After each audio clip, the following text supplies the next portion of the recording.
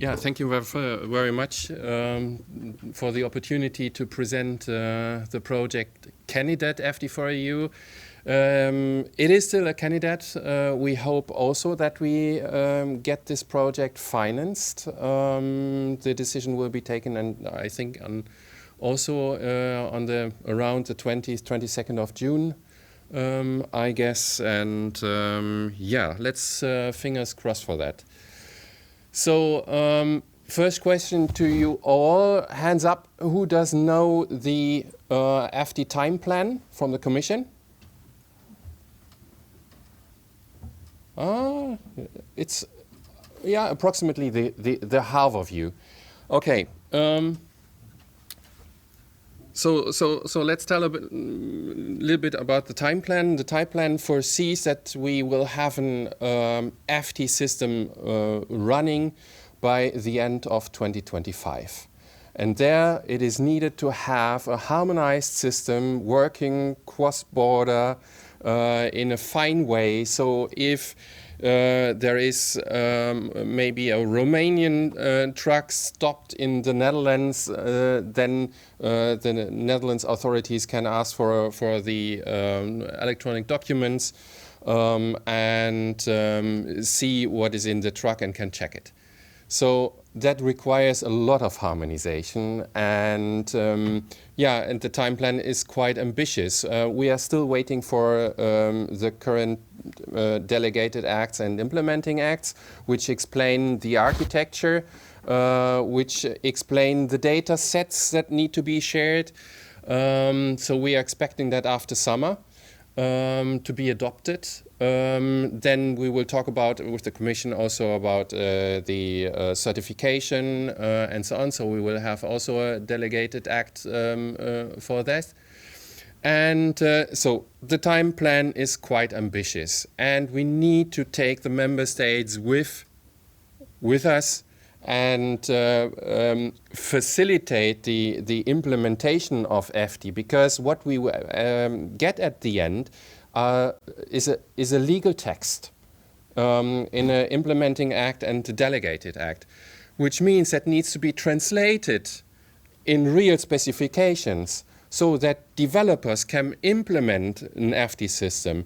But it is currently not clarified or not tested how the system works, if that what is then mentioned in the legal text and the concept we have in our head does really work, and we need to test it.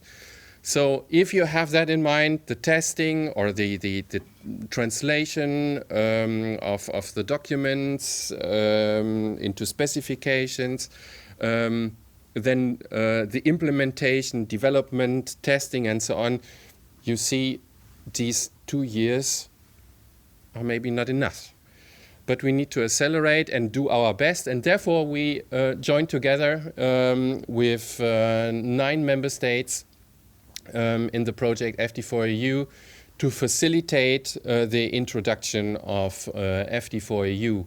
And this will be done by co-development. We will share the development with different countries so that we at the end have a reference implementation, that can be reused in the member states.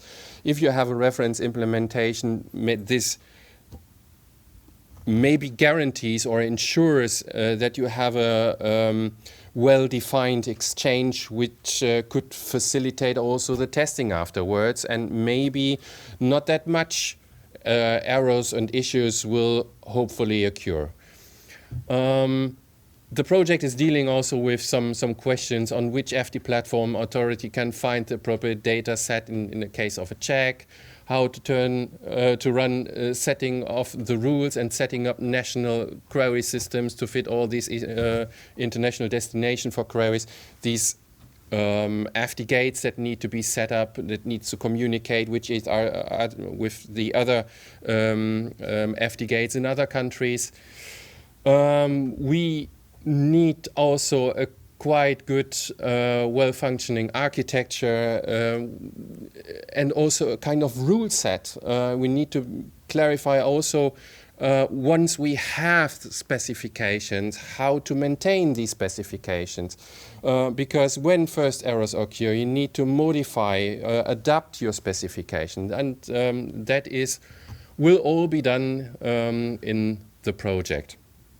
And therefore, the member states join together also with DTLF experts to run this project very well, and hopefully in this short time frame. So what is the coverage of the project? You see that we have a nice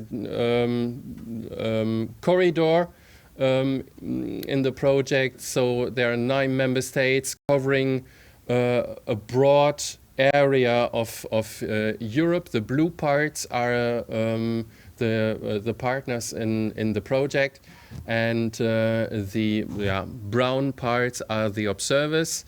And as I said, these are nine member states really actively working on eFTI.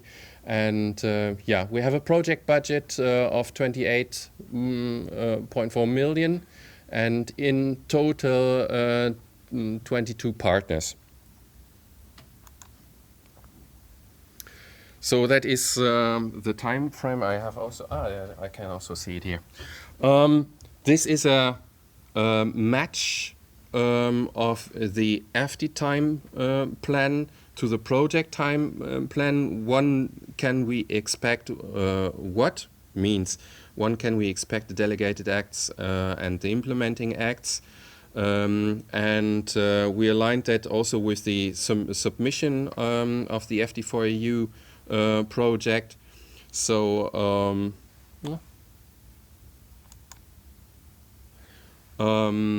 and we our intention was to start a little bit earlier, before we get an official notification that the project is funded, because we need to squeeze all these tasks and duties in this small time frame. And yeah, so we wanted to start when we have the first delegated act and implementing acts.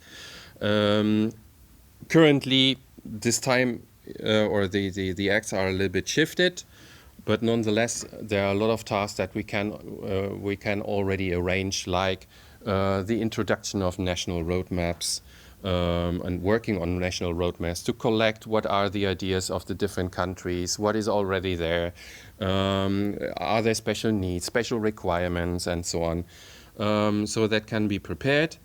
And yeah, and it is planned to have at the end of 2025 a full application available.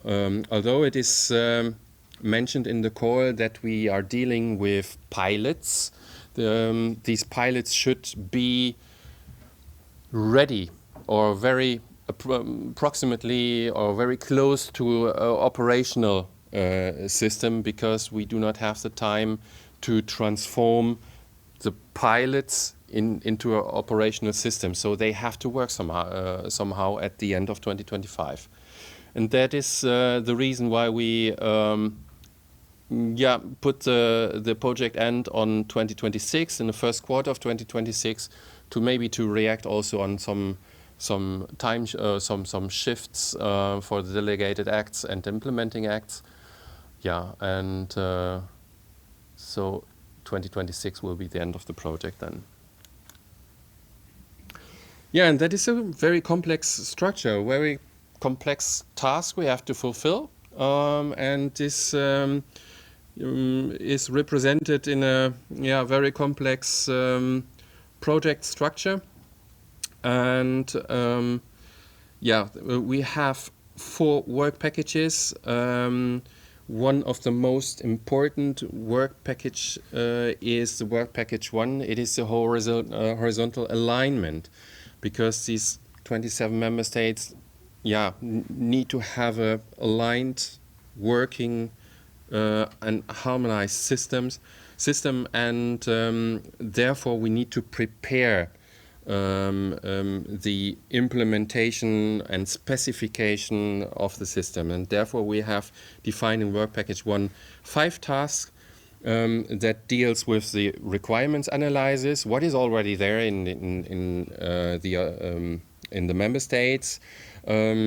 Are there specific requirements from the national state? So we plan there to write roadmaps for each member state and to compare the roadmap afterwards and find out the similarities, some differences we need to respect in order to implement FT. Then we have to translate, as I said, the legal text of the implementing act and the delegated acts. We need to make these specifications for our developers to develop the appropriate reference implementation. Therefore we have the task 1.2.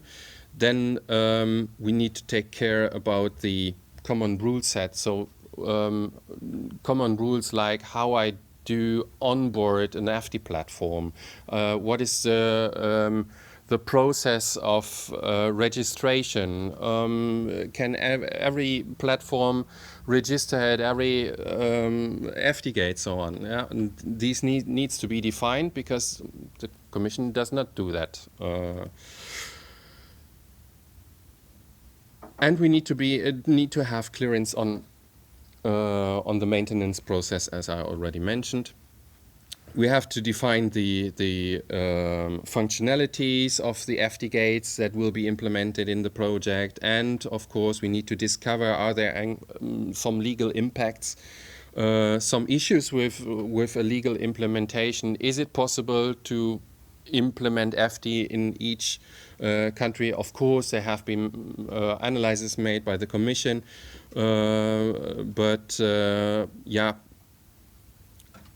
I think some showstoppers should be identified, if there are showstoppers. And of course, we need to respect certification affairs and rules that will come up, or we are currently discussing it, how we cover the certification in the architecture. Currently discussion is to use eFTI for that, to include a certification mark on a blockchain. Maybe also using verifiable credentials and using eFTI for that. So that is also in discussion on the European Commission, and we need to take care that also cover that for the real operation. Work Package 2 is dealing with the real pilot. So what Work Package 1 is talking about and writing that down in specification, the guys in Work Package 2 need to do it. And therefore we need to have also a good exchange. We have chosen an agile approach to go step by step forward and improve our systems, because we also need to start to have the reference implementation, which needs to be adapted, because we currently do not have specifications, but we will start with reference implementation, and we need continuously adapt the system that is planned to have at the end a good reference implementation that can be used by any member state that is interested in. We have, of course, a work package for communication, dissemination, and capacity building. We want to communicate our results.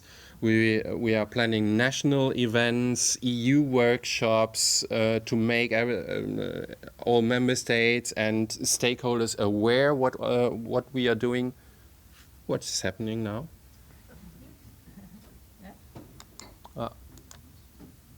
Okay. So we will have yearly conferences for that, cross-fertilization events and training courses once we are that far that we have implemented the system. And of course, last but not least, the project management that keeps the project running. We are from the EET, which means FT expert team. We are accompanying the project and give the project advice on how to run the project, and yeah, we are supporting also then the project management. So that was the project structure, and then I'm finished with the project. So that was the overall introduction of the eFTI4EU. Thank you very much.